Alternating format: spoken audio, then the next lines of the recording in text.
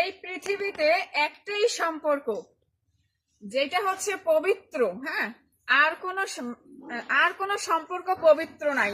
একটাই সম্পর্ক পবিত্র, সেটা হচ্ছে ভাই বোনের সম্পর্ক। আর পৃথিবীতে যত সম্পর্কই আছে সবগুলাই হচ্ছে অপবিত্র, সবগুলাই হচ্ছে এর সাথে ওকে মেশানো যায়, ওর সাথে ওকে মেশানো যায়। ঠিক আছে? আর আমার বিবেক এতটাই খারাপ যে এই পবিত্র সম্পর্ক নিয়ে আমি একটা মন্তব্য করছি। কি মন্তব্য করছি? যে এইটাও মানে তাদের মেন্টালিটি এত ভালো যে তারা বলছে যে বাপের সাথে মেয়ের সম্পর্ক পজিটিভ। তা আমি শুধু বলছি যে বাবার সাথে যদি মেয়ের সম্পর্ক পজিটিভ হয় তাহলে ভাইয়ের সাথে বোনের সম্পর্ক পজিটিভ। আমি জাস্ট উদাহরণ দিছি, তাকে কিন্তু মেশাই নাই, তাকে কিছু বলা নাই। তাতেই আমার মেন্টালিটি এত পরিমাণ খারাপ, জঘন্য। একটা 99% মুসলিম কান্ট্রিতে আমি এই কথাগুলো কিভাবে বলতে পারি? আর উনি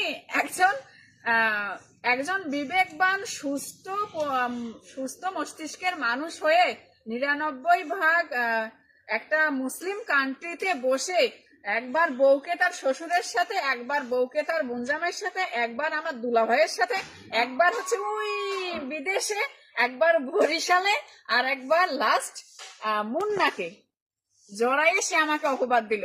মানে তার ভিতরে এতটাই বিবেক কাজ করে, এতটাই সেন্স কাজ করে যে সে মুহূর্তে 10টা মিথ্যে কথা বানিয়ে একজন মানুষকে ব্লেম দিতে পারে। ঠিক আছে? আচ্ছা, তোমাকে আমি একটা কথা বলতেছি, তোমার প্রতি আমার ভালোবাসা গভীর, সেটা মানে কি বলবো, বলার মতো না।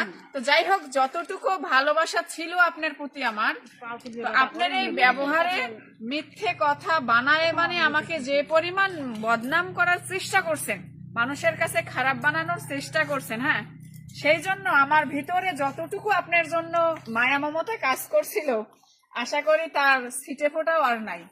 ভালো থাকবেন আপনি।